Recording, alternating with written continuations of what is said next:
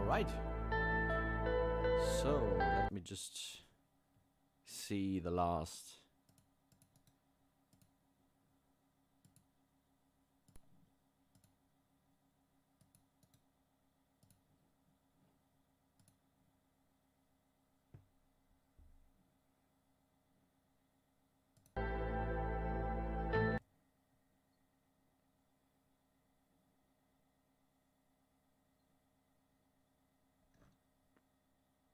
Alright, so now it's recording. So yeah, welcome.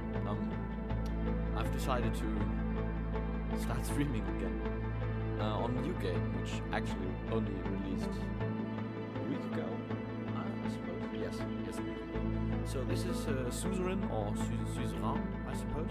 A new game, political simulator. Haven't played this yet. I've only seen the first 2 videos the historical gamer made on it, so go check him out for a little different experience. So this is basically text story driven state simulator, and you are the newly elected president of a country in a democracy in turmoil, let's say. A democracy that is just removed from a long stagnancy and semi-authoritarian rule, and you are the new leader of this sovereign nation. And yeah, let's just dive in.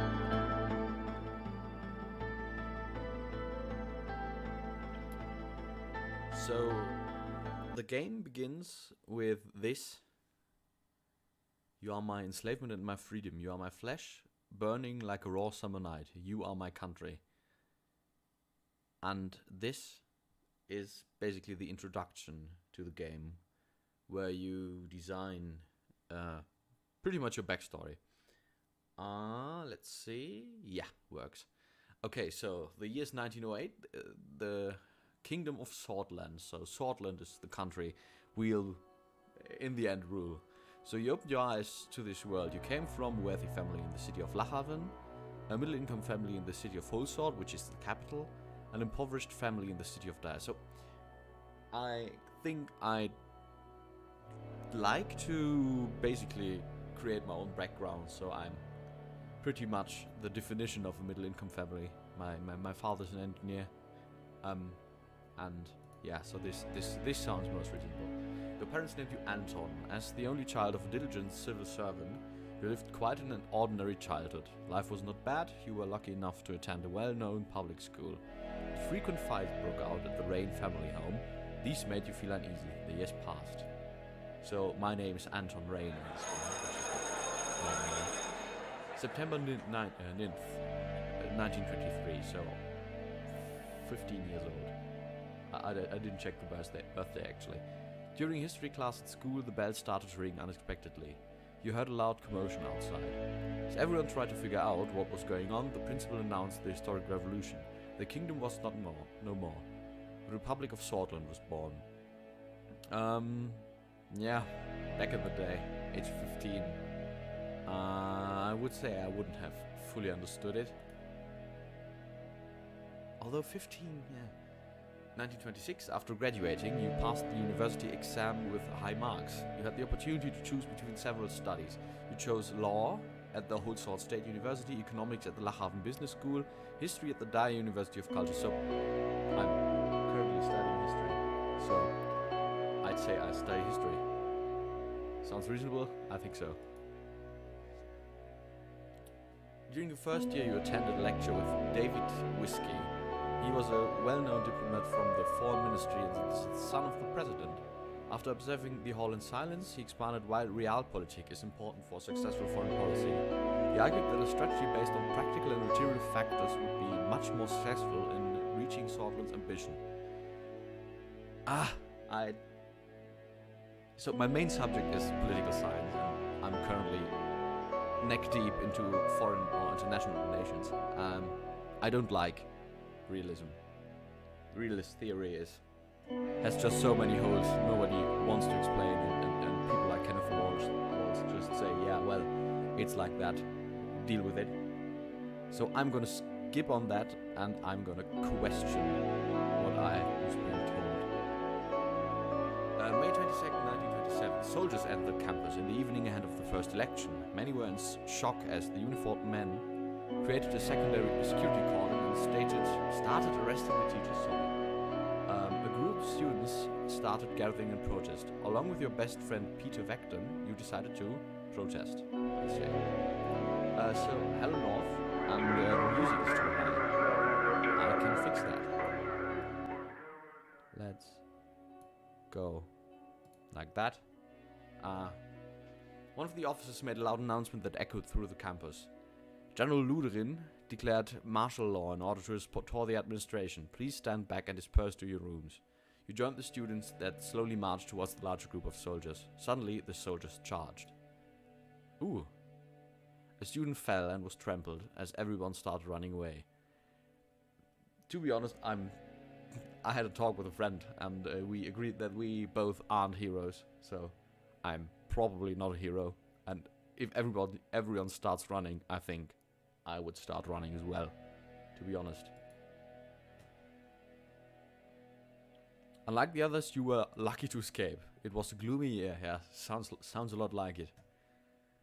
October 10th, 1927. The coup split students into two groups and caused frequent fights. Torture and imprisonment of any opposing voice became a daily routine in Dare. You didn't want to stay idle and decided to join a human rights group, a student council, a political debate group. So I don't like debate clubs pretty much because their style of debating is that you can defeat someone in a debate, which is nonsense actually. To me at least. Human rights group sounds interesting, but I'm actually in a student council right now. I'm going to do this. The council was focused on increasing the student involvement in the campus along with partaking in the budget. Through active participation, you gained budget management and leadership skills. Okay, that the first thing is a lie. that doesn't work. In one of the meetings, Peter introduced you to one of his friends, Monica, who was a volunteer for the Swordfish League of Women. You were immediately attracted to her intelligence, her beauty, or her diligence.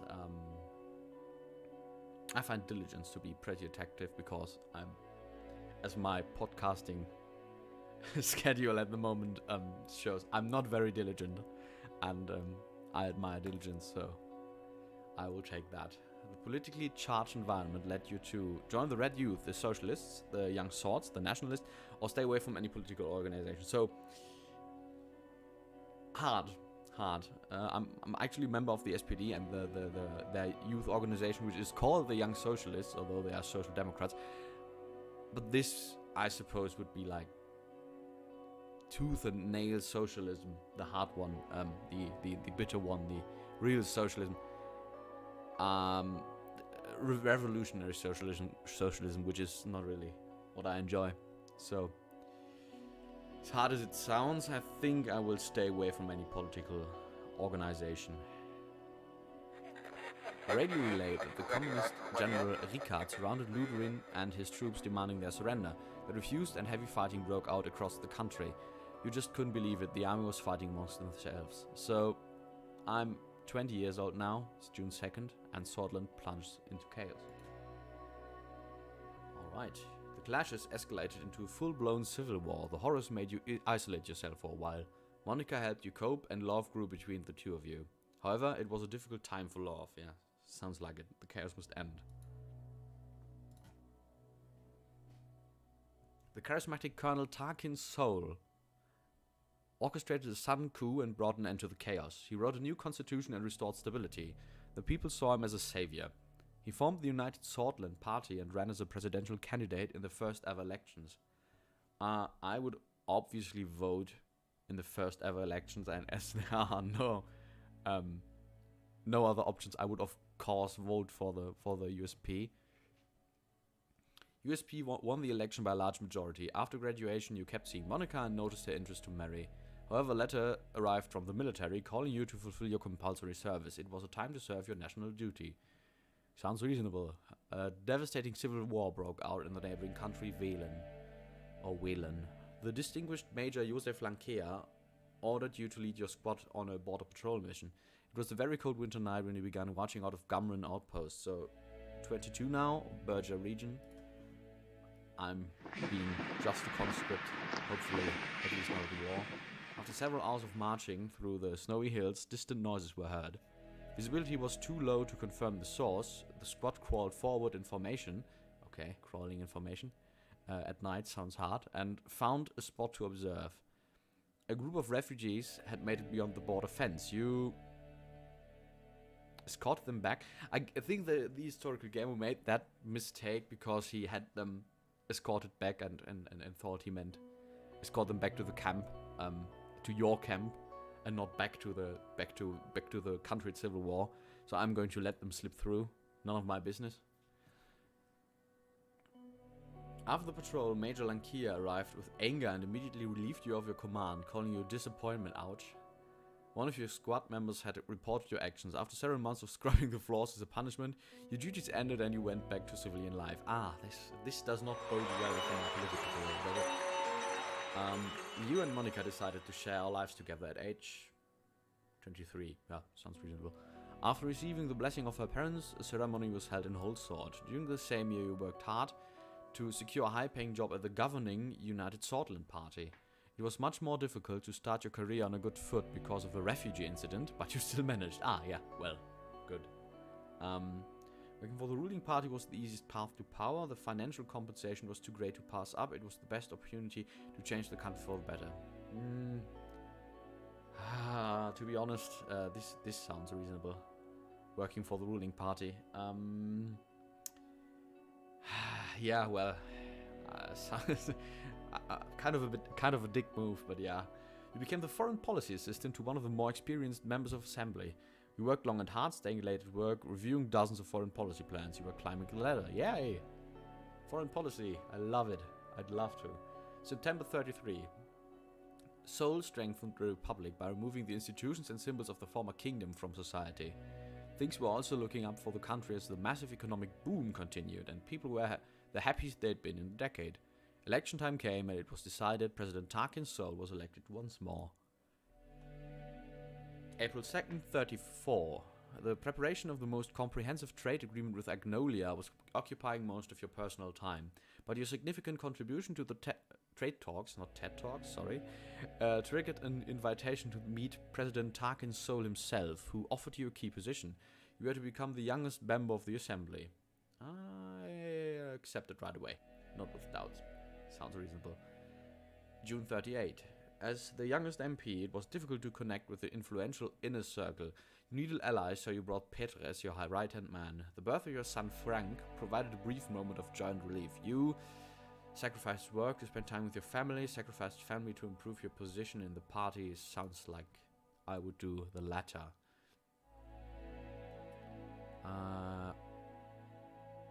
Ooh, shit. Oh, I did I meant to sacrifice. I meant to sacrifice work for family, but now I sacrificed family. Yeah, read better next time. Along with Peter, you have done great things to cement your position in the party. Meanwhile, at home, Monica and Frank felt your absence. At the same time, President Sol increased his authority over the years. His growing ego started to cause strife within the party. The cracks began to show. Well, my wife is looking forward, I think. Never trust a man named Tarkin. Yeah, absolutely. Absolutely. Maybe I should pronounce it more like Tarquin. But yeah, I'm not sure whether he'll blow up the neighboring country and neighboring planet, whatever. October 45. President Sol barely secured a majority in the election against the opposition leader. Over the past year, people were growing discontent with corruption and worsening quality of life. Meanwhile, calls for a United Sordland Party Congress became louder as the leadership struggle started to brew. You watched from the sidelines, kept supporting the president, joined the internal opposition. I don't like slow drifts into authoritarianism, so I will join the internal opposition. July 46, you gave your support to Ewald Alfonso, a reformist and talented business magnate who was the main contender for party leadership. Meanwhile, in a desperate effort to secure votes before the Congress, President Sol was meeting party members one by one, but he didn't approach me. Boo. Don't like that. August 46, the party congress was nothing short of impressive. The banners of United Sordland were decorating every possible spot. Thousands of influential political figures, lobbyists and benefactors gathered for this turning point. The voting for the party leadership began, and I did not vote for Sol but for Alfonso. The efforts bore fruit as the contentious leadership vote was won by Ewald Alfonso. During the Congress, Sol announced his retirement from politics. He knew the structure he had established was to stay. The country had become increasingly authoritarian. You were happy that Sol was finally leaving, betrayed by the departure of Sol, and I didn't care about who was in charge. Well, I'd say voting and being opposed, voting against him and being opposed to his policies would have me happy. A month later, in 46, your daughter was born, Monica Limter Diana. She motivated you during a tumultuous period in the party. The general elections were approaching. The United Sordland Party was under new leadership of Ewald Alfonso. You joined the party effort and campaigned for him. Obviously. During the general elections, the main opposition leader was embroiled in a sex scandal with his secretary, diminishing their chances. The extensive privatization program proposed by Ewald Alfonso secured an election victory for the USP. Over the next years, you did your best in order to make Sordland a better place, climbed the ladder, dedicate yourself to the party and its success. Sounds like fun. 51. The presidency of Ewald Alfonso saw many bold reforms, but was followed by a serious economic recession. The other parties announced their bids for the 53 election, but the unfair system hampered all opposition efforts to win. You thought your party could not survive another crisis, were worried about the economic recession, worried that your reputation would be tarnished along Alfonso. I don't really like economic liberalism too much, but we will have to see about it later anyways. So I was worried about the economic recession and the repercussions it might have had. Together with Petr, your presence in the USP grew and you became the face of a new wing in the party. You effectively took over the leadership as President Alfonso lost control of the country. The moment to make a move had come. You blamed Alfonso for the crisis on television, bribed and extorted Alfonso's inner circle, advised Alfonso to step down. Hard. The first would be outright treason. The second one would probably burn a lot of bridges, and this sounds like the most private way to go. January 53. He didn't take your advice seriously and started to reshuffle his cabinet, but most of the inner circle abandoned him. Your diplomatic attitude made the party vote you in as leader. Sounds like I've made a good decision. Following this, you announced that you would be running for president in the general election with Peter as your running mate. January 53. After visiting every city in town during the campaign, you made a speech on state television. You promised to enact democratic reforms or preserve national values. Yeah, that's a no-brainer. I'm all for democratic reforms. The people are tired of empty promises. We need fundamental change in our institutions and government. A solid and transparent democracy awaits us. Brothers and sisters, a new constitution and a new age is upon us. The broadcast ended. On election day, millions went out to cast their votes. It was time to face the truth. So November 5th, 53, and I am rather confident. Would be fun if it said game over, screw you. No, chapter 1, President Reign. Let my rule begin. I'm not looking forward to dealing with the old presidential companions. So. I have seen the first 2 videos that the Historical Gamer made on this. I didn't really see too much action. I saw some decisions, not too much. I'm going to decide something else at some point. So, election promises. As Anton Reign, you have made many promises to the people of Sordland in order to gain their votes. They must be considered very carefully. So economy. Sordland's economy had been based on a planned doctrine since its formation until the former president Ewald Alfonso enacted free market reforms. Now the country finds itself between 2 different economic systems. promote free market, promote planned economy. So I don't like either of those options. I think in times of economic trouble, which comes with lots of I guess the state won't have too much money. Planned economy sounds a little risky, although of course for struggling economies, state interventionism usually is the better path. But in the long term, I think free market is more important, especially considering that we can influence the free market to make it a more just system. And just putting forward a planned economy, keeping huge state bureaucracy alive from this point, and in an underdeveloped economy, I'd say, doesn't sound very reasonable, and is even hard from a ideological standpoint. So, diplomacy: the intensifying global rivalry between capitalist Arcadia in the west and communist United Contana in the east is opening new diplomatic possibilities. Sordland could take steps to align itself closer to one. So, I'd say... So the reasonable choice would be capitalism, west of course. East is not an option. Capitalist, small democracy aligning with basically the Soviet Union. Doesn't sound too... I'm gonna stay out of the bloc, and I'm going to say neither. Which is of course nearly always the worst situation, but I have an idea about this, so trust me. Immigration in the recent years, Bludish, Wesek, and Agnolian immigrants flocked to Sordland due to relaxed immigration laws enacted by Ewald Afonso. As a result, tensions between Sords and immigrants have been increasing. We will keep immigration relaxed. In our economic state, I think stopping immigration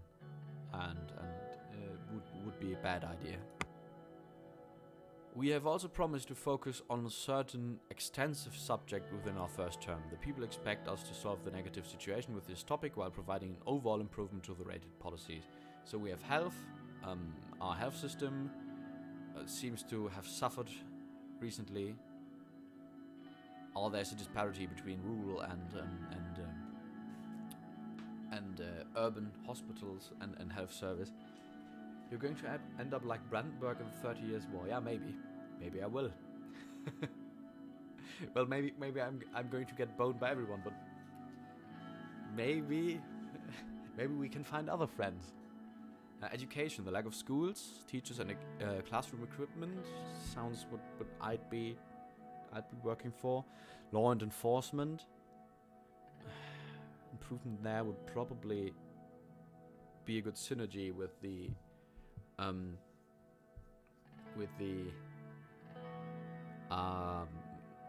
relaxed immigration, but doesn't sound like something our country needs at the moment. Military. The military protects the country from hostile threats, which we will see there are some, but I don't think that basically, yeah, well, we could of course do the good old trick of just producing weapons or having arms manufacturers and buy all their weapons, but we're going to go for education. I like education. Education is the most important. Education will usually solve all other problems. Your promise will be remembered and they will have consequences. Yeah, I'm afraid of that. Are you sure about your decisions? I am. 2 weeks have passed since we won the election, and now I was about to be sworn in as the 4th president of Sordland. Thousands were watching the inauguration ceremony and cheering my name, Anton Rain. The die was cast. Here we go. The die was cast and my story begun. In the distance, the Maroon Palace stood on top of the famous Hill of Pride. I had no way of knowing what future awaited me there. The cool thing is you can look into the codex in case you forgot something. So the Maroon Palace is basically the White House / Moneda / Kanzleramt, maybe. I really like this. This is going to be important in so many ways. We can close it here. And the Hill of Pride is the Hill of Pride was named during the declaration of the Kingdom of Sordland, where thousands of countrymen started proudly singing the new anthem of Sordland. That sounds pretty cheesy to me. I'm going to continue here. I looked at my family. My son and daughter Frank and Diana were next to Monica, my wife. Her eyes were glimmering with pride. Ooh. Okay, hello Monica. Current first lady of Sordland. Sordland. would be nice if I were able to pronounce my country's name correctly. Then I turned towards the key people who made all possible. Of course, each individual was promised an important position in my cabinet. Alright. As my thoughts slowly faded away, the reality of the situation dawned on me. Also Harker, the Chief Justice of the Supreme Court, was waiting for me. Also Harker, the time for the oath has come. It has indeed. Please repeat after me. I do solemnly swear that I will respectfully execute the office of the President of Sordland, and to the best of my ability preserve, protect, and defend the people and the Constitution of the Republic of Sordland. You may now deliver your inauguration speech, Mr. President. That was rather short, and it is an honor. So I used brothers and sisters before, so I'm going to continue brothers and sisters. So like in the introduction, brothers and sisters. The crowd looked very eager to listen to me. I'm going to... For many generations, this country and its long history have kept us tied to an idea, the idea of unity and our people's right to for free and prosperous life. This unity thing, probably we should talk about our capital capabilities now. Our workers are no less productive than a decade ago. Our capable minds are no less inventive. Our products and services no less requested than they were last week, last month, or last year. I promise you, we will stop the recession and eliminate poverty. The future awaits us. Sordland is above all in the world. Yeah, maybe not. First, we must rewrite our broken constitution from 1929. I would have loved that we were what is the constitution? I think the president would know what the constitution is and how it works, but I would say we'll rewrite it. Political reform must come first. It is time for united and powerful Sordland once again. Change now. Our capacity is in him. It's time for united and powerful Sordland once again. Hundreds of thousands cheered. They were shouting my name in unison. I felt the responsibility, the power, and the burden all at the same time. I will raise my fist. Which triggered a huge applause. Yay! I took a long look at the people of Sordland to burn this moment into my memory. One of the presidential guards came by to notify me that it was time to leave. I made my way to the leading car in the motorcade. The presidential state car was jet black Cadillac with flags of Sordland above the front headlights. Next to it a man was holding the door. Serge Volkner. Hello, Mr. President. Still under the effect of the speech I made, hearing my new title made me smile. If you allow me to introduce myself, I am Serge, your new driver. Nice to meet you, Serge. It's an honor. He respectfully bowed his head before opening the car door and gesturing inside. I entered the car. We will be heading towards the palace.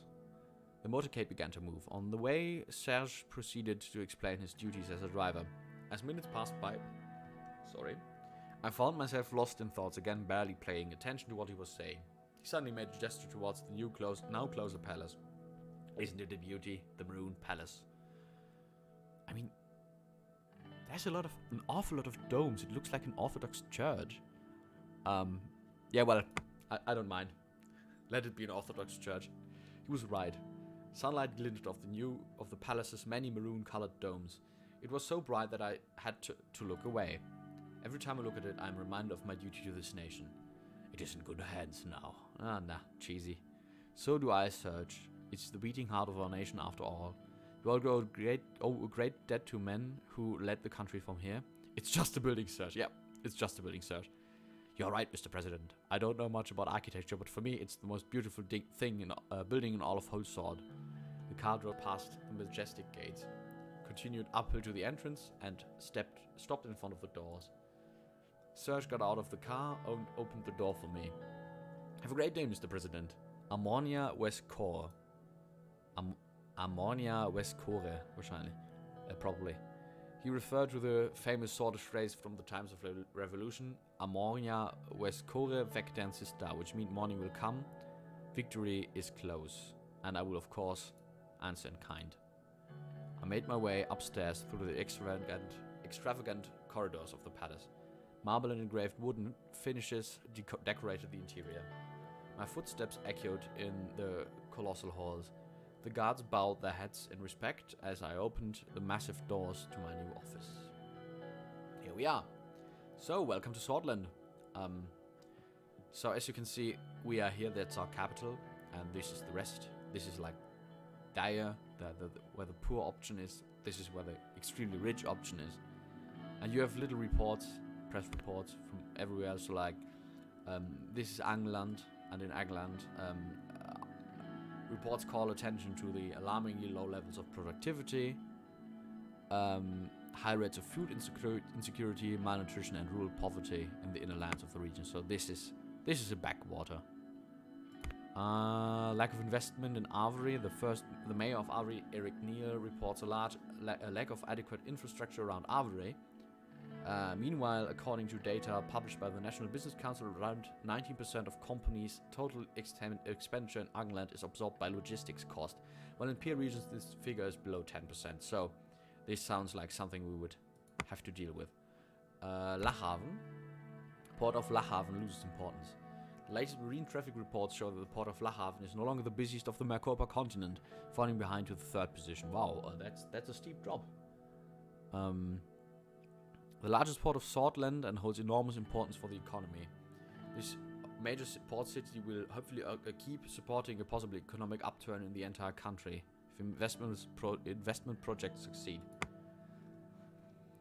We'll check some other reports, like from our neighbors, the Lesbia, the Republic of Lesbia. Congratulations from President Alvarez. He congratulated for the results and spoke about his hopes to have a beneficial partnership deal. He sends his best wishes to the Sordish people and warned us about the threats of the encroaching Malenyevist influence of United Contana from the east. Malenyevist is the communist theory as advocated by Contanan revolutionary Leon Malenyev. Ooh, he looks evil. That's an evil person. So okay, those guys don't like communism. And this is basically Spanish, so I think this is maybe Spain, maybe not. Republic of Valksland. Sounds Scandinavian to me. Chancellor Hegel sent his congratulations on your great victory and wished for close cooperation.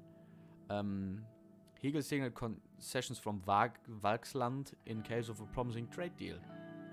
Oh, so they want to trade. He also congratulated the Sordish democracy for successful elections and warns about the race of Arcasia. Revolutionaries are evil by definition. Whew. Steep thesis, my good friend. Sounds like something a great discussion to have over a whole crate of wine. So those guys don't like the capitalists. Agnolia. Prime Minister Van Horten congratulated us. He signaled his wishes to continue our trade partnership as equal partners, as opposed to earlier trade deals, which he believes gave Sordland unfair advantages. Ooh, smells. Is he blonde? Does he still have his real hair? Or doesn't matter. King Rick of Rumburg. Nobody wants to congratulate me here. Ooh, what is it? Vast kingdom in the cold north of Mercopa. Royal, proud, and stubborn. Clashed with the southern kingdoms due to their disadvantageous geographic position. The kingdom has grand global ambitions but lacks key resources to fulfill them. Hello, Germany. I don't like that. Please, Miss Livingston, please be nice to me. I would have loved some congratulations from there. Would have reassured me greatly. P.S. There are no more... Oh! I forgot the Republic of Velen. They should like me. I took their refugees. President Smolak sends his congratulations to the election victory, signaling desire to normalize the diplomatic situation between the two countries. Okay. Red star. Red. Okay, it's a red compass star. don't know how to say it in English. Our economy is not good. We have 3 budget points, 2 wealth points. We will see about that. So, logistical issues. Traffic congestion is a problem in our country. And transports are scattered all over whole sword in 10 different districts. Doesn't sound very efficient to me. The general staff gathers in Camp Strong Arm with massive security measures. Vulcan Kruger, the chief general, who... Why are all those people so evil?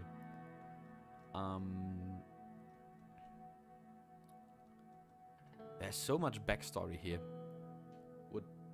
I probably should look through all this off screen and then maybe like make a video about everyone. Sounds like a reasonable thing.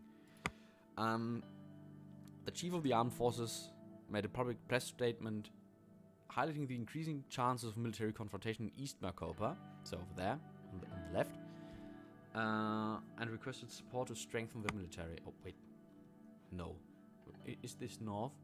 I thought the east was the bad people. Wow, this is actually north. Oh, I'm sorry, north is actually obviously on the other side. Here's the constitution, which you can't look at. So this seems to be where military conflict is likely, which I don't get. I always thought the other guys were the bad ones. Briefing on the current political situation. Office of the President of Sordland Maroon Palace. That sounds fun. Peter Vecton, so my best friend, he has a weird smile, arrived a couple of minutes early and sat across from me. He was struggling to hold back a smile. We did it, Anton. We won. Finally. All those years with our noses to the grindstone paid off. Peter's eyes sparkled. The strain of the past months had put a damper on his usual rakish charm, but today he was looking and acting more like his old self. He loosened his tie and undid the top 2 buttons of his shirt. Enjoying the new secretary I picked for you? Thought you'd appreciate her George's set of talents. Oh, come on, Peter. That's a terrible way to start. It's a shame the rest of your staff aren't as easy on the eyes. Okay, thank you. He gestured to the slight pouch that protruded over his waistband. Okay. You may make fun of yourself, but please don't make it on the chest of my secretary. But hey, back in university, did you ever imagine we would be sitting here in the Maroon Palace? We have to celebrate this great victory. Let's go celebrate. I got my hands on something special. An early Maroon 30-year-old will celebrate at the inaugural ball. This is not the time to celebrate. We have work to do. Yes, I agree. We got things to do today. We can't let loose at the ball. Let's move on with the meeting. We'll be talking about a political strategy for this term. Lucian and I had a meeting with the party and reformists. We mostly see eye to eye, but I would want to know what you think. I hope things are looking good. Great, let's go over this when Lucian arrives. Let's see if I see eye to eye. The door swung open and Lucian Gallard, my chief strategist, looking evil and scarred. Did he do some military stuff, or... He is just a political strategist, okay. He was a compact man with sharp, bird-like features, yes, you could say that. After briefly surveying the room from wall to wall, he sat down, poured a glass of water and opened his briefcase in a series of quick, graceful movements. Gentlemen? The tall case clock in this room struck 3 o'clock. Damn, you're exactly on time. Hello, Peter. Lucian then turned towards me. He very slightly bowed his head. Glad to see you, Lucian. It's a privilege to be here, sir. Lucian spoke in soft, clipped tones, which I can't really do. That immediately drew our attention towards what he had to say. Peter and I waited for him to proceed. We'll start the meeting by evaluating the current situation. The majority of the Swordfish people demand change. They are more concerned about the economy than the constitution, but they blame the system for their problems. Okay, so I picked the wrong promises, I suppose. Ah, this is practical as well. People are losing trust in our democracy. This frustration even causes some to reason with figures like Bernard Circus. It's expected that we bring the change the last government did not. Okay, Mr. Circus is a Swordfish poet, novelist, short story writer, and politician. He joined the Red Youth. And he is apparently a communist. Or, yeah, he's a millennialist. Sorry, millennialist. Franz Richter, leader of the Reformists, believes that true change can only be done by transferring some of our powers to the Assembly. I will move into the details of their demands shortly. So this is one of the liberal persons, a major shareholder of the construction company Taurus Holdings. This is not sympathetic. But yeah, they seem to be efficient. They completed their port expansion with half the budget. I agree with the Reformists. Democratize our broken system. We need to listen to the people. If we lose power as the government, we won't be able to execute necessary changes. Yeah, well. How to break election promises on the first day. Nope, I agree with the Reformists. That is exactly what we campaign for, true change for the country to move forward.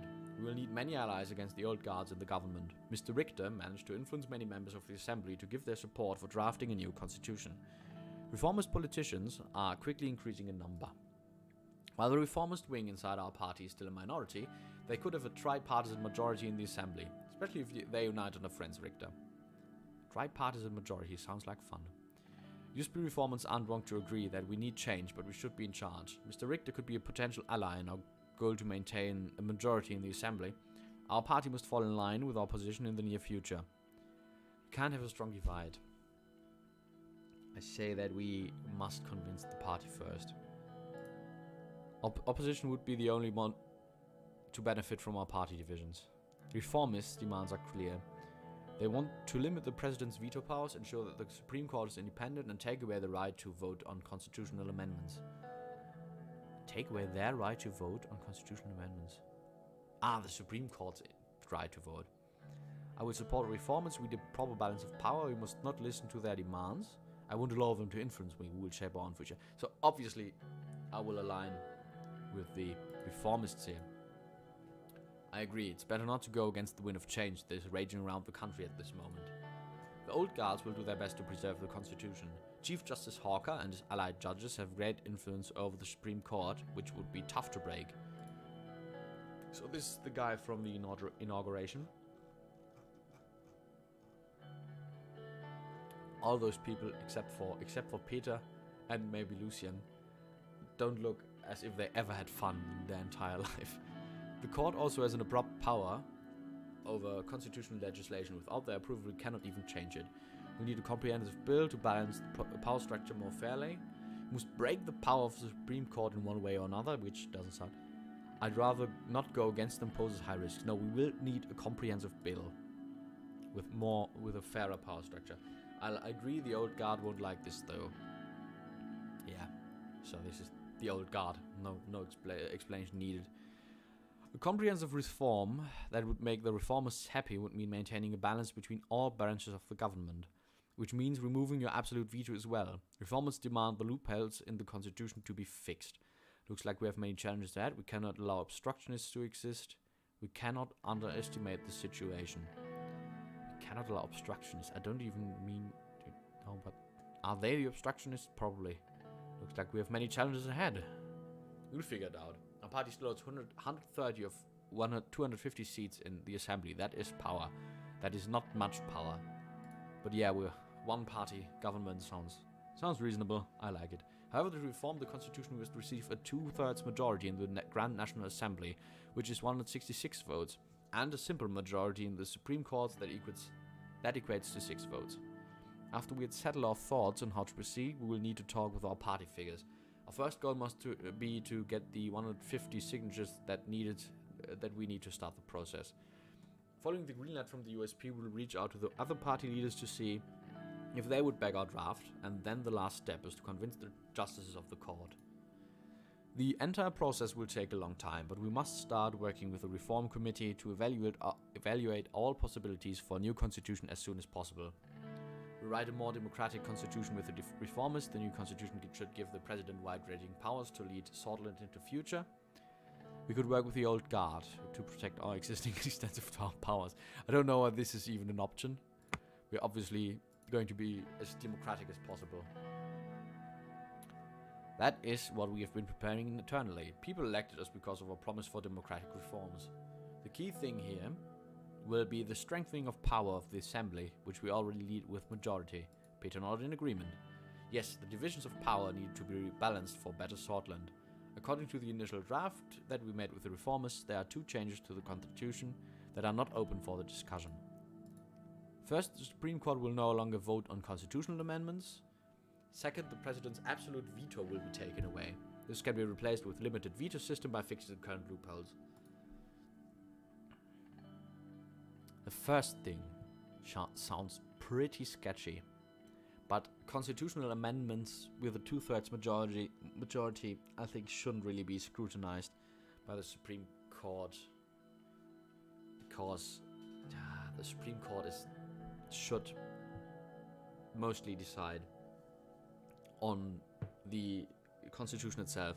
So if you have like a preamble, as we have in Germany, whether the changes actually agree with that.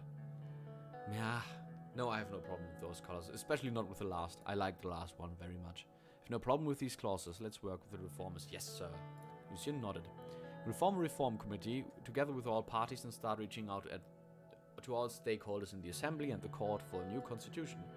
More information about the request of each parties and reform contents will be available later this year. Lucien took notes.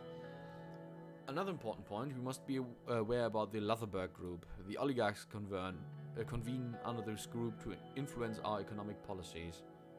Okay. Hotel Berg in the village of Luther, so this is basically Bilderberg.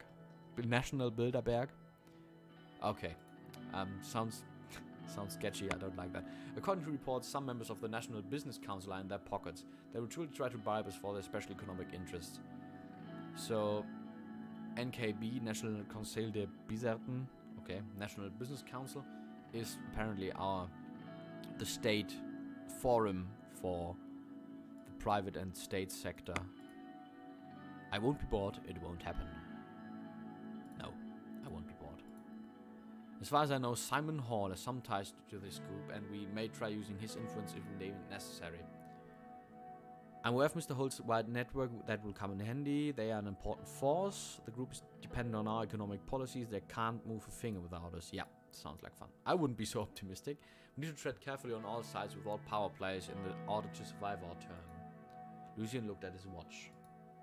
Well then, gentlemen, precisely 30 minutes. I disagree. This concludes our political briefing for today. Our next meeting will be about our media strategy. Talk to you soon, sir. I will keep in touch. See you next meeting, Lucien. Anton? Lucien and Peter bade their farewells and left. So, this was our first meeting. And what I missed last time was the news. So this is the whole sort post. So the Reign spoke of unity. This is about our speech. This is about what we basically just did. Sordland today, which seems like this seems like the conservative, bourgeois, normal press. And this as well.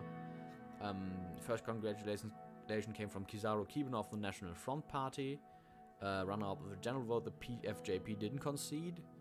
Thousands of supporters have gathered in the street of Holzot chanting campaign slogans, so this seems like a smooth transition of power. The Lahaven Times is, I think, the one of the economics paper, one of the better class, more scientific papers.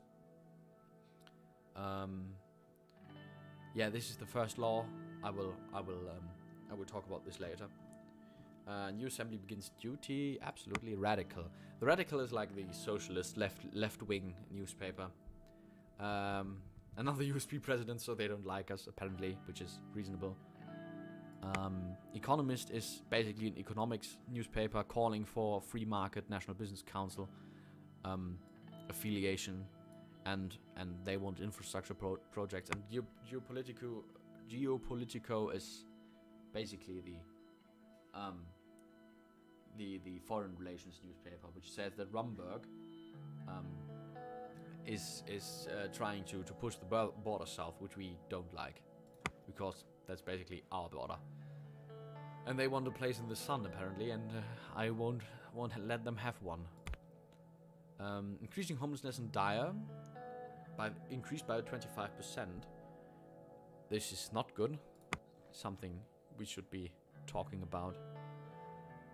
So yeah, as the historical gamer said, it's basically Meeting Simulator 2020. because this is like here we can see what we have decided. We will have a few other meetings today. Subject: public opinion report. Reformist propaganda from the leader of the People's Freedom and Justice Party have resulted in a massive increase in the demand for democratic reforms. It is estimated that currently 55% of the population supports the reformist ideas. Yeah, good thing we took that. Meeting on the media strategy, briefing on the current economic situation. So this should be done first. We are going to talk about the economy. Simon Hall, so the Minister of Commerce, Economy and Energy, not in that order. Gus Menger, which is the Minister of Agricultural and Rural Development, and Lilias Graf, which is the Minister, Staff Sergeant in the Women's Army Corps. That's impressive. Minister of Interior. She was, and they enter my room. Two assistants arrived first, carrying a heavy projector. They stood with it by the door and waiting for ministers to enter. From the hallway, I heard Lilias Graf's voice. She was using a patient, almost motherly tone she took often in heated arguments. Gus, do you really think that such an economically advanced area is more in need of investment than Argenland? Lilias, my interior minister, strode in. She was clad in shades of brown and beige, the only spot of color, a bright yellow Nerissa on her necklace. Gus followed close behind. Don't be an idiot, Lilias. What about the unemployment crisis in the greater Holzort and Gelsland regions are going through? These areas are economic heartland. Gus curled his hands into fists. The Minister of Agriculture and Rural Development's temper hadn't changed since days in the Alfonso administration, but neither had his reputation for getting things done. His far-reaching network of connections was unlike any other. Simon Hall quickly stepped in between the two ministers without looking at either of them. He cleared his throat. Good morning, Mr. President. Good morning, everyone. How are you? I'm very well motivated, sir, Mr. Rain. Mr. Rain? I don't like your tone, sir. It seems our ministers are feeling the same. Just as expected. How is it going, Gus and Lilias? I can't clearly see that. What was that discussion about? Great to hear. Let's begin. What was that discussion about? We're having a discussion about the infrastructure plans. If I may, I would like to talk to you about the... Simon interrupted. We will get there, Gus. No rush. First, I would like to conduct my economy presentation. Let's begin. Economy first, and the rest later. Simon pulled a silk handkerchief out of his pocket and briefly wiped his glasses. My staff and I have comprehensively analyzed every aspect of... He was interrupted by a groan from one of the assistants by the door, both of whom were now visibly struggling to hold up the heavy projector. Oh, you can put that there. He pointed below the painting of President Sol. The assistants placed the projector next to the table and installed a wide screen on the wall. Leave now. I mean, thank you, and please leave now. Okay, this is famed for his promotion of free market. He says something about socially incapable in here. This doesn't look like he's a great guy to be around. The assistants left the room. I was reminded that Simon had never quite had a way with people, but his facility with numbers had made him the most sought-after economic specialist in Sordland. Okay, so basically he's our numbers man. Simon started looking for his slides. He always carried documentation around with him. I'm not going to yawn. Don't do that. That would be rude. Lilias leaned to the table and spoke. Simon, what happened to the new police station contraction in Estord? While going through his briefcase, he paused for a moment to answer. It got stalled due to a government property boundary issue. I've been meaning to look at it. I can take a look at that one. Estord needs all the security help it can get, so Estord. Most Ulrich City, we will see whether we can find it. I can't zoom right now, which I don't really like. I would love to... Sure, more time for me to spend on analyses. Okay, I like his motivation. I like his motivation a lot. His eyes glittered when he finally found the slides he was looking for. There have been some developments about the Swedish Ren losing further value today. We have been trying to stabilize it with the central bank. the recession of 51 put enormous pressure on the economy, resulting in the collapse of the value of our currency. The entire situation was a significant cause of concern for administration. What would you like to know about the current economic situation? What's our GDP and debt situation? What's the unemployment and inflation rate? What's the stages of the recession? So, what's the unemployment and inflation rate? Unemployment has skyrocketed and is now staggering 16%, and inflation is relatively high at 7%. Unemployment is increasing crime and drug use. We need to get people off the streets. The inflation isn't helping our average citizen either. What is the GDP and debt situation? Our current GDP is 310 billion Sordland, and the national debt is 427 billion. That's not good. That's not a good quota. 1.4 approximately, 1.3. Yeah, more like 1.4. It's still hard to fathom that we've lost nearly 150 billion in wealth. The past 3 years were tough. What's the status of recession? The economy has been in recession of about -6% in the past year. The average GDP has dropped from Sordland, so from 15,454 Sordland per capita to 10,359 from 1951 to now. So this is, yeah, more like depression. This administration's success depends on our ability to stop the recession. The sooner we can reach GDP growth, the better. Have all the information needed? What's our economic strategy? He stacks the paper and clears his throat, which I should do. Give me a second.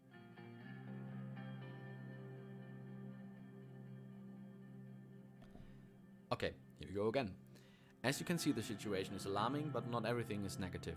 The extensive privatization program of Alfonso left us a large budget surplus, which we can use to stabilize the crisis, which would be our 3 budget points. The primary subject we need to settle on is what general path we will take in our term. Solonomics-based nationalization happened in the 30s, and Alfonso's privatization began through the end of the 40s. What will our administration focus on? One of our main promises was to promote a free market economy to stop recession. To be frank, I believe it's the only way out of this recession. Lilia's graph says, I still do not support it. Why promote the private sector when we have qualified state-owned enterprises?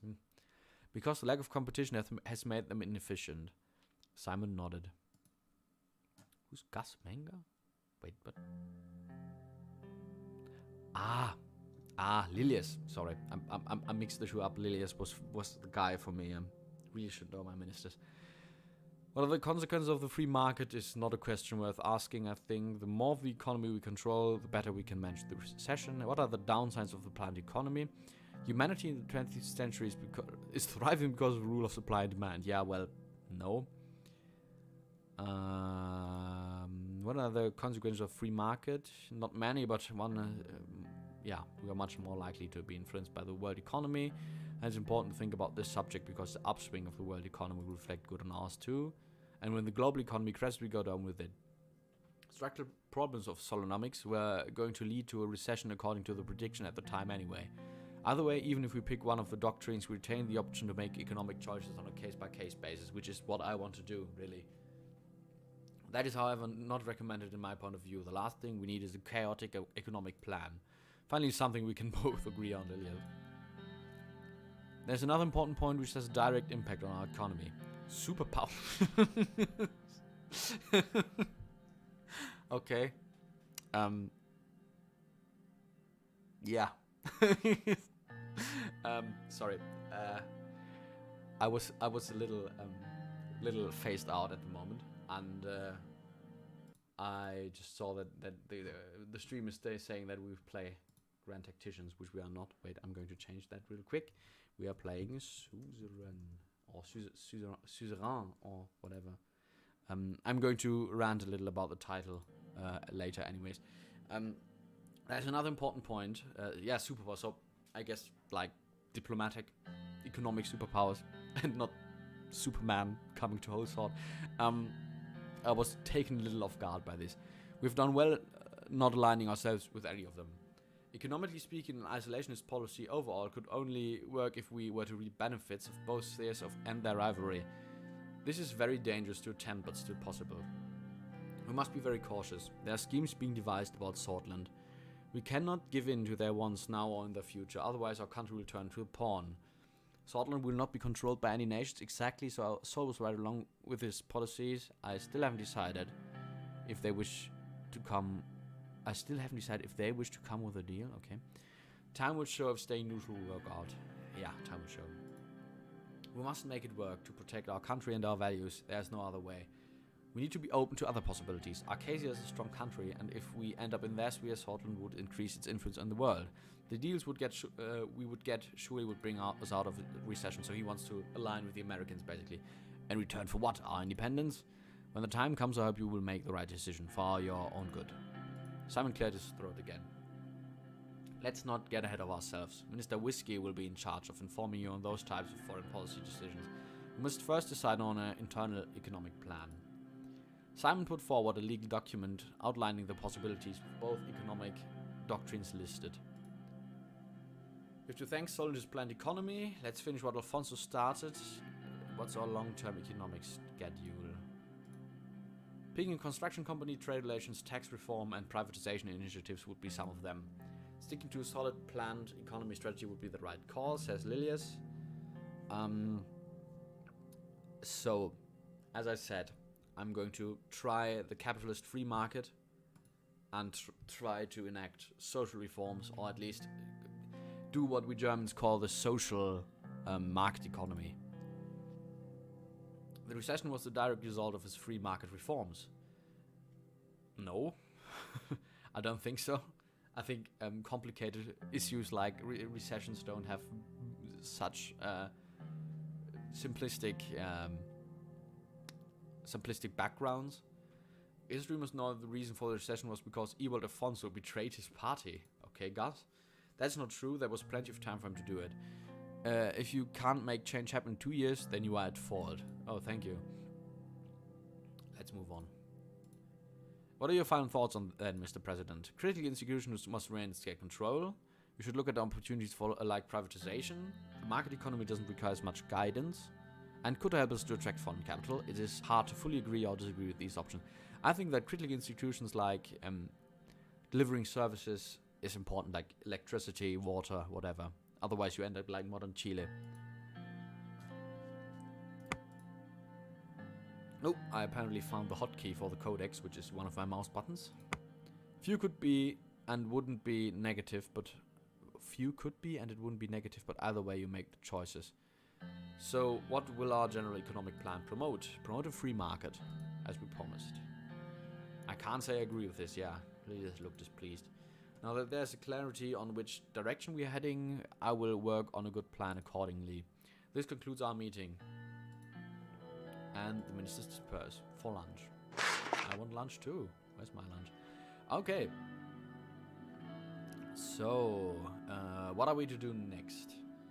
There's new reports from Sana, which has promising agricultural growth, more farmers with more credit, with better machines. Sounds good to me. Probably for the entire county or state of Berger. Gelsort. Ah, this is like the old. This is like the old city? No, it's not. Oh, whoops.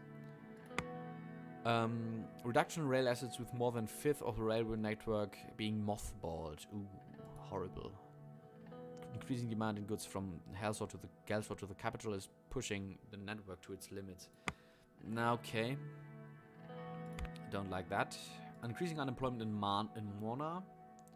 Change in economic conditions is historic and stunning in its speed. In aftermath of the crisis, the unemployment reached 9%. Last 6 months have almost erased all gains in employment over the last 2 decades. Okay. Ouch. Infrastructure report. Tourism industry in Langkirk collapsed. And the roads and ports are in terrible shape. So I know what happens here. This is our first investment. We can invest in one of the 2 planned mega infrastructure projects, which we will do. Our budget decreased, logically. And we will look which we will take. So we meet in a luxurious mansion. Simon is here, Gus is here, Lilius is here. Mr. President, we need to focus on boosting the economy as quickly as possible. can we focus on? On the one hand, businessmen are complaining about the slow logistical rail network between Holsort and Lachhaven. On the other hand, citizens are criticizing the lack of a proper highway connection between Lachhaven and Avery. The narrow roads by the seaside are not only dangerous but also difficult to traverse. The citizens and their demands matter the most. So, I have made up my decision on this already. I'm going to explain to you why I have. The demands are just the dire situation of the road infrastructure between Lachhaven and Avery can't be neglected. The return on investment will be low. Our concern should be economic growth. It's not the business people that suffer, but the ordinary folk. What really matters, though, is that we can accomplish something tangible in our first economic act. We must improve our administrative capabilities. We must improve the economy of the nation. Administrative capabilities... Yeah, we must improve the economy. Therefore, I defined two important projects, the H3 highway and the L1 speed railway. The ministry can only support one project at a time, with current capacity and budget. So, what I will pick the highway project first. They are going to show it in a second. So, yes, this is what the party member over there called for more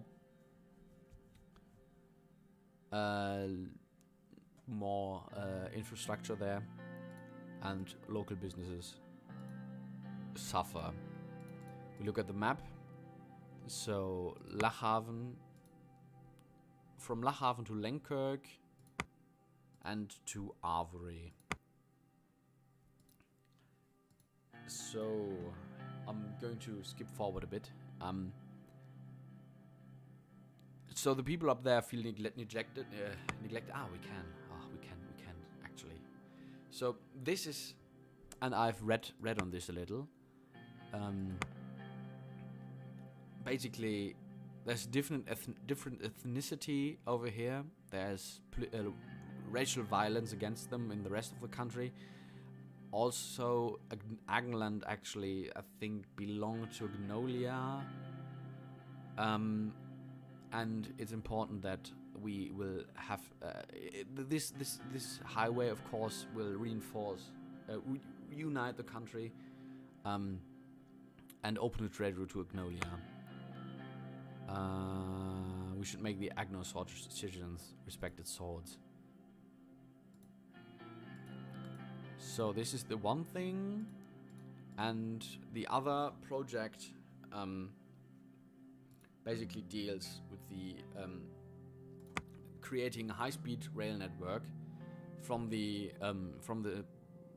basically just not a periphery project like this, but a center project, which would be apparently better for the economy. But yeah, so I'm going to skip through this real quick because it's a little cumbersome.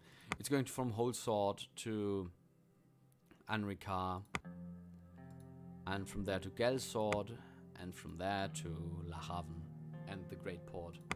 The thing is that the high-speed trains are going to be supplied by, I'm going to call them the Soviet Union.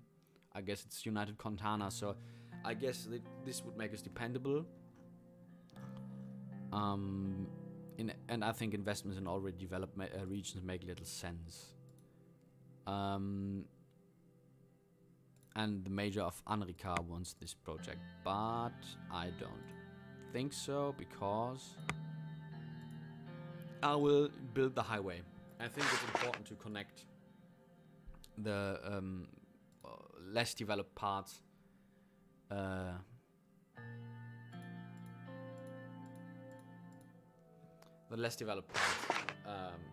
to the center and Lachhaven, and give them over here a chance to industrialize, improve the relations with Agnolia maybe, although I don't know whether, and maybe even, and that's an idea I copied from THG, make it easier to defend this region, because it's easier to march forces from Lachhaven and the center.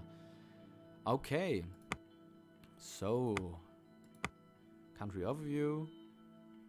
Okay, we have different situations we have to resolve. We have judicial rivalry. We have freedom of the press, which is great. Okay. We have some human rights, at least. We have the Bluedish problem. The millions of Bluedish living in its borders. Bluedish people don't get the same treatment as the Swords. Where do they live and where do they come from? The Bluedish. Whelan? Okay, we will find out about that, I think. There are limited women's rights, extreme sexism both in workplace and at home. The law bans any girls who learn natural sciences, social science, and the likes. Oh wow, I don't like that. Court backlog. Yeah, the legal system suffers. We have the Reform Committee. We have the Bluedish Freedom Party banned. We may veto bills. We are impeachable. The ministers are chosen from the assembly. Election threshold of 10%, which is not what I want at all. Presidential decrees are possible. Unlimited terms, okay. Immunity of justices. Honorary membership gives immunity. Defines the member of honor title. Aha.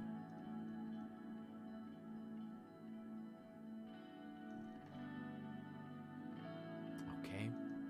So this is like an honor title which gives people immunity and right to free housing. And constitution amendments require assembly in Supreme Court, which is what we want to change as well. So there are more ledges over here. The highway, promote market. We have lots of problems. Our military is interfering with our politics and its equipment is outdated. But the generals are experienced and we have lots of reservists, so yay. Welfare. The welfare system sucks. Solid education is not great. Corruption, illegal immigration, organized crime, and diplomacy, Rumburg, expansionism, lack of allies, influential OMEC member, and experienced diplomats, which is great. We are an OMEC, Organization for Mercopian Economic Cooperation. Okay, we will deal more with that. So, economy meeting, freezing temperatures recorded. Oh. Nationalist violence. A man in his 20s has been beaten with baseball bats in a paramilitary-style attack in Avery. The man claims to have been attacked because of his ethnic background as Agno-Sordish citizen from here. So we are going to try to stamp this violence out. And the Armadine industries are in Arcasia are... yeah, I read that before on THG's version. I haven't played myself.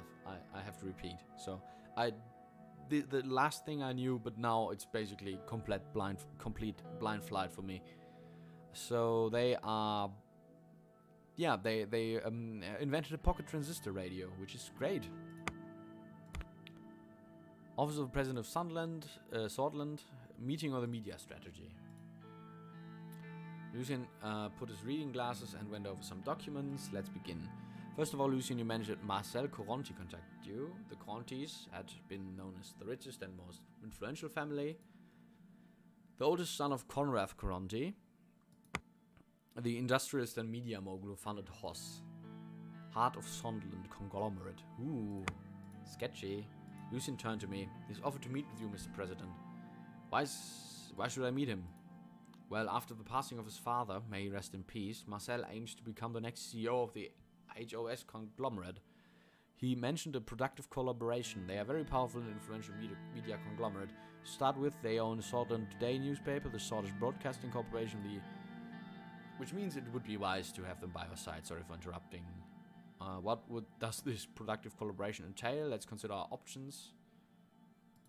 No need to be hasty. I agree, we need to be careful, but let's not get ahead of yourselves. First, we need to determine our general approach to the media. I have far less experience in the matter, but very interesting arguments were made by Lucien at the preparation meeting yesterday.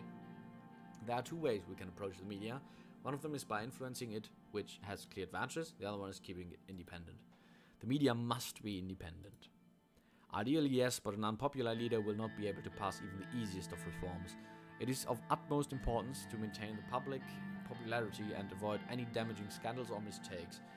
I must stress one thing, Mr. President. The more people we have on our side supporting our agenda, the more we can accomplish. With someone on our side, an influential media organization, we can do this very easily.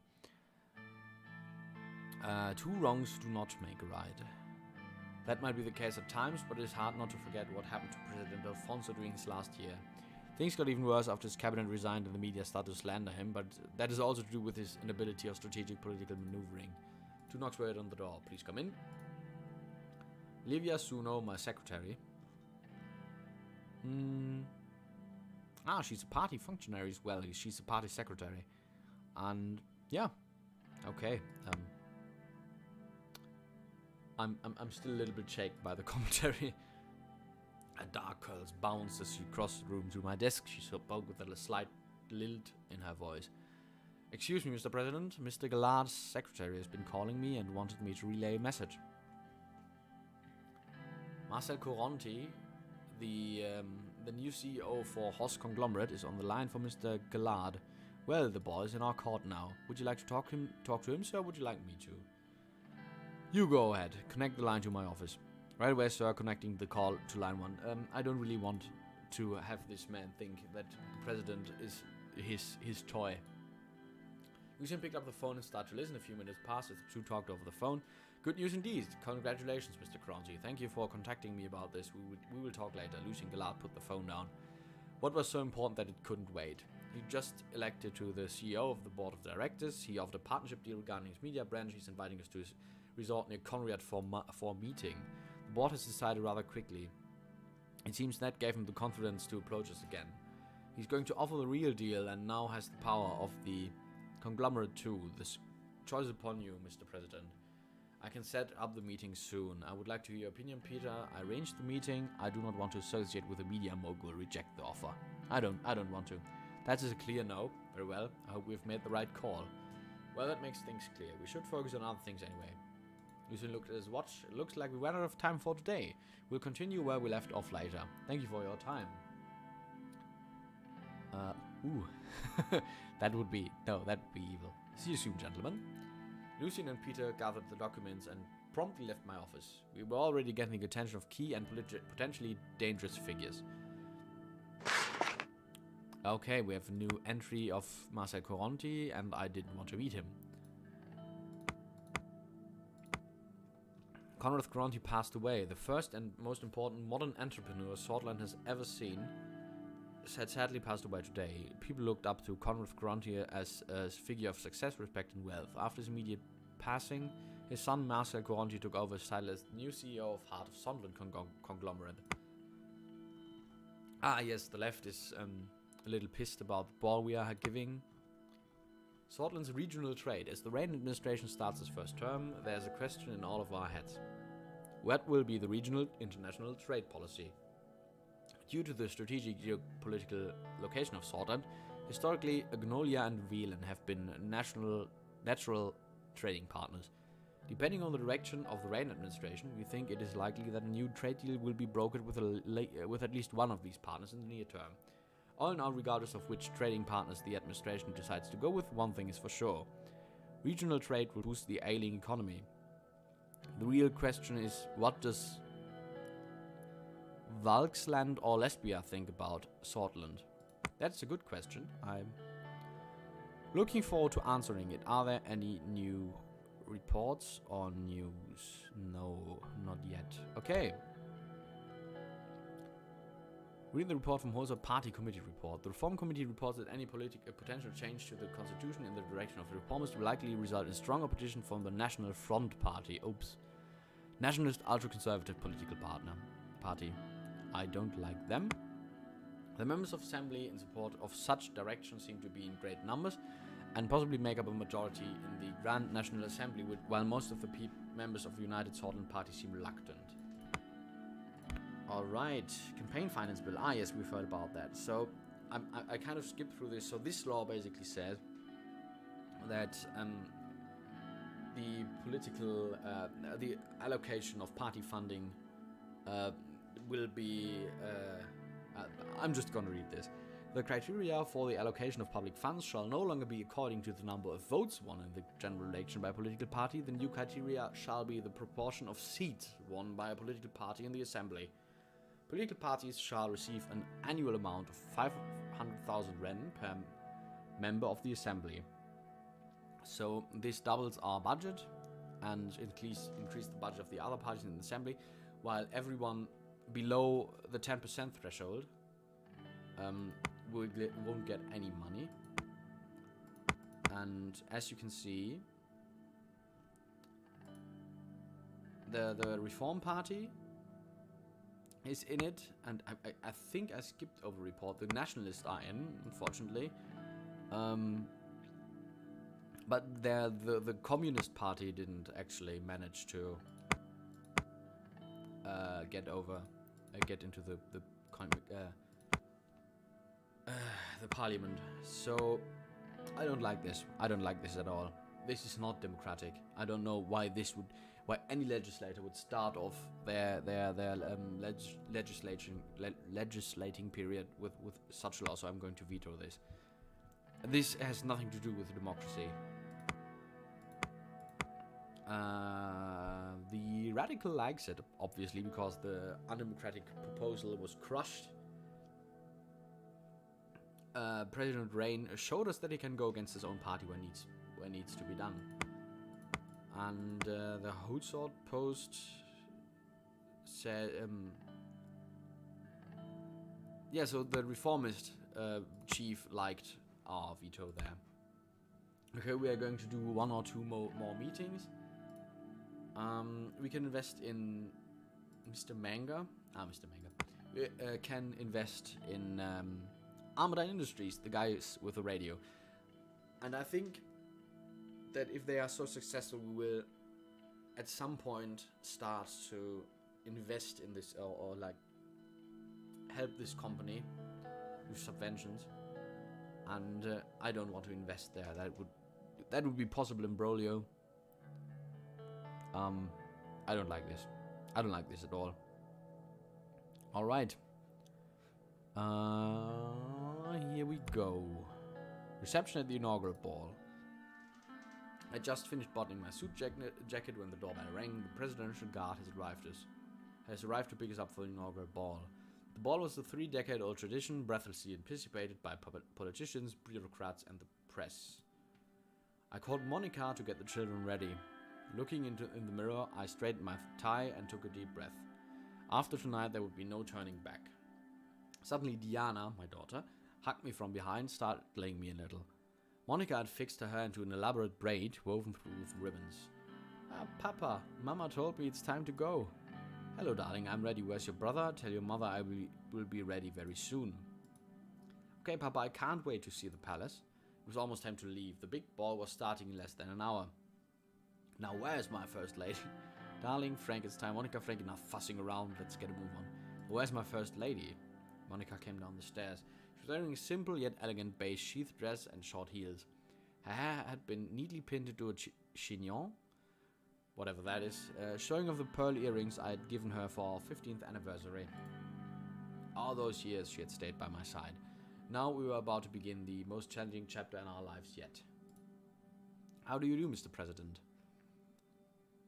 I will kiss her hand. Oh, that is Frank. Frank! Monica, my love, you look as gorgeous as the day we waited. I think we have to make up for some problems we have caused. Now there's that charm that got you elected. Frank trudged down the stairs. This thing itches. Frank tugged at the collar of his new tuxedo. He seemed ill at ease. I'm glad to have you with us. Don't make me wait again. No. Sure, Dad, I'm just dying to go. Oh, okay. Edgy teenager. Okay, he doesn't want to go apparently. Papa, these people are going to be around us from now on. She pointed at the presidential guards at the door of the house. Yes, Sordland's most important family needs extra protection. Unfortunately, yes. These people are friends, Diana. Yeah, they are. Maybe they are going to murder us at some point, but hopefully not. It's alright, baby. They're here to make sure nothing bad happens to your papa or his family.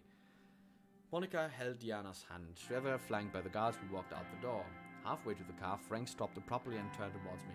Dad, do I really have to go? Can't I just stay home instead? You love it, son. I'm sure there'll be plenty of pretty girls to dance with. I'm nervous myself, Frank.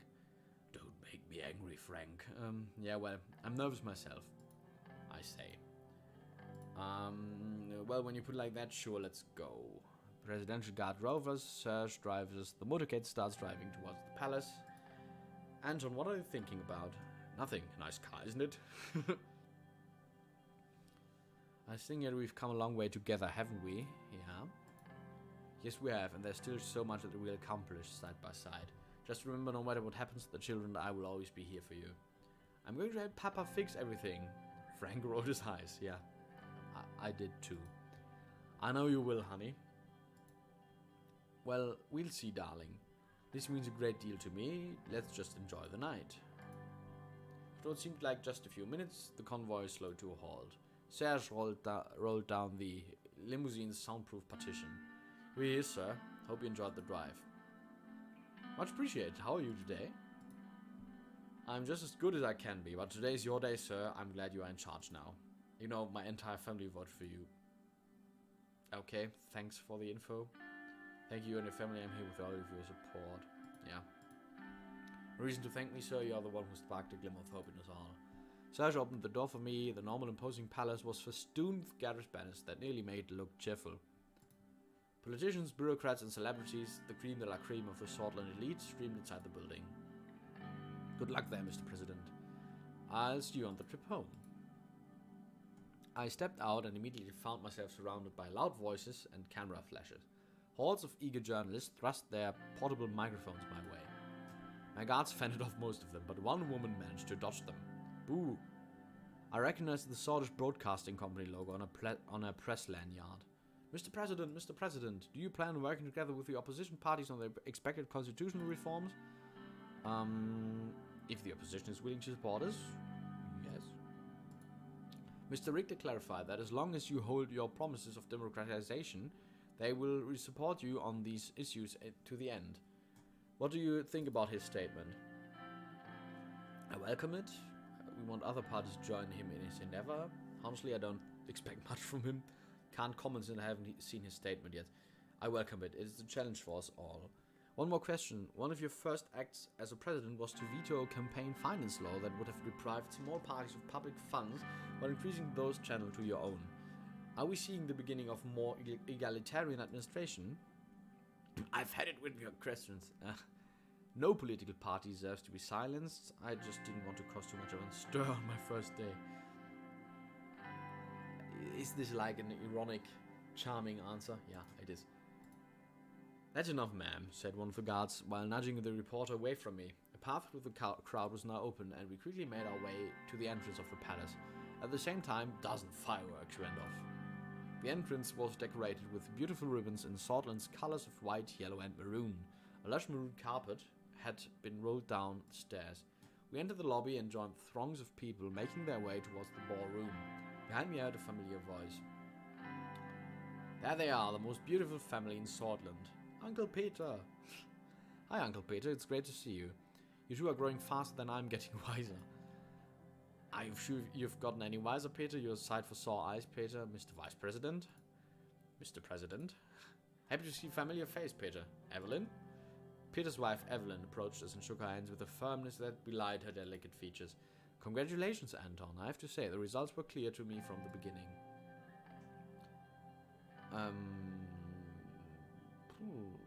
I wish I was as sure as you. Come now, you became the president. You held fast against party leadership and managed to win. I respect that. Thank you, Peter. Monica, how are you? You've barely said a word. I'm more relieved than to have this roller coaster ride over with. But now, of course, the real work begins.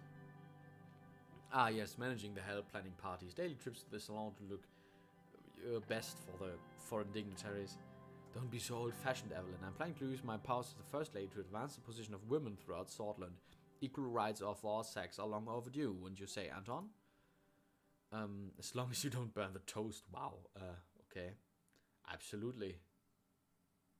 Never content to be just a pretty face. Ooh. I see sexism is a problem. Monica flashed me a smile.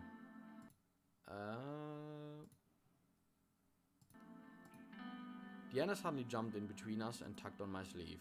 Papa, can we go? I want to see the ballroom. We are having a conversation here, Dina.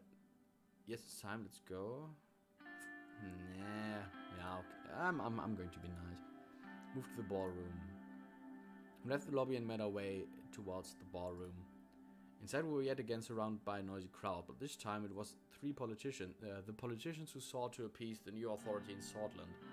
I spent the next few hours shaking hands, joining various conversations, some serious, some superficial, and making speeches.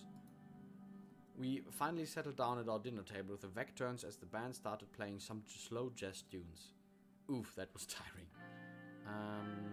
Another drink? Well... Suddenly a loud banging noise echoed from outside the ballroom, then another, and another. Musicians stopped playing, everyone in the room was looking around in confusion. Peter and I turned towards each other, realization dawning on both of our faces. Fireworks? No! Gunshots! As soon as Monica heard the word, she lunged from her seat. Shield Monica and the kids, obviously. We never should have gone.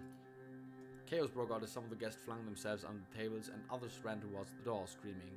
Diana burst into tears while Frank tried to comfort her, hiding the fear in his own eyes. 3 more gunshots rang loudly.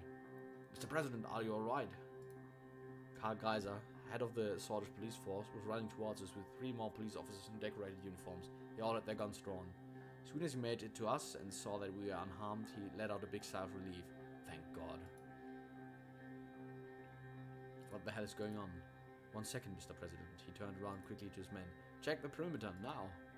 Paul Jansen, follow my lead. We'll bring them to the safe room. Now turned to Monica, Evelyn, and the children and spoke in a softer voice.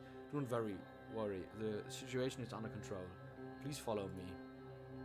We promptly followed Karl through the winding halls and corridors of the palace. His men still had the guns drawn, which did not ease the tension. What a fucking night. Not now, Peter. Karl turned us with a serious face as we were about to round the corner. Quiet, please. Sorry, I talk when I get nervous. Peter, shut up. It's his wife. Karl flipped the switch on the wall and a panel opened, revealing a hidden staircase leading to a large reinforced door. Inside, a set of emergency lights flickered on. The safe room was comfortable and spacious, with extensive looking leather sofas. Small security monitors on the wall displayed grainy footage of each room in the palace. There was a boardroom and a pantry containing enough provisions to last us a month. Monica and Evelyn sat the children down and started wiping their tears. Karl stepped away from us and made a few radio calls. When he was done, he returned to me and Peter. So what's the status? Not the best inaugural ball I've been to. So Karl Technical, do I have clowns for security for? Are we under attack? Who is attacking us? I should receive confirmation soon, Mr. President. Everything is under control. Karl's radio suddenly crackled to life. Every second felt like an eternity as he pressed his ear to the receiver. When it fell silent, he turned to us. Good news, we are not in any danger at the moment. The situation has been dealt with and the perimeter has been secured by the guards and police. If I may, sir. And this is what we know so far. We've confirmed that 2 people were gunned down in front of the palace. The gunman is one of them and we are sure that he was working alone. Okay. The attacker fired 3 shots at an MP, 1 to the head, 2 to the body, instantly killing him. Presidential guards at the palace immediately shot and killed the attacker. The gunman had not been identified yet and will require an investigation. The MP that was killed was identified as Bernard Circus. Ooh. Isn't that the... Ooh. One of the socialists, I think. Yeah. Oops. This is huge, Anton. This will cause a lot of problems. A lot of problems. Peter pulled out 2 cigarettes and handed me one. He then turned to Evelyn. I could hear him trying to reassure her that everything was going to be alright. Monica was still trying to tend to Diana as Frank paced the room, mumbling that she should have stayed home. Smoke alone. As a peculiar calm washed over me. I was going to see this through at all cost. I crushed a cigarette on the ashtray. Ooh! I would have expected some more news. Wayne. MP shot, nation in shock. Sordland has been shocked by grave news today as an elected member of parliament has been shot dead in a suspected political assassination.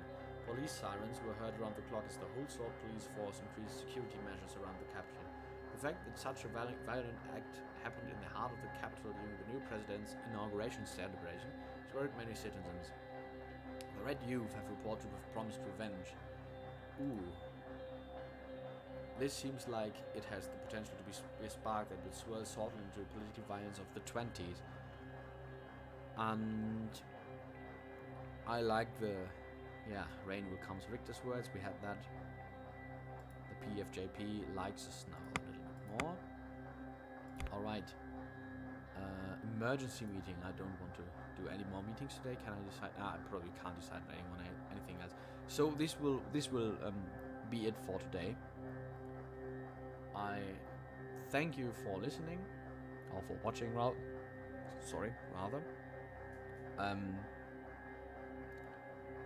If you enjoyed it, I will continue stream. And I even missed turning the title. I'm a little misplaced today. So I will fix this, and then I will end the stream, and yeah, I wish you a pleasant evening. I will probably maybe do another one tonight. So yeah, I hope you enjoyed it, and yeah, see you next time. Goodbye.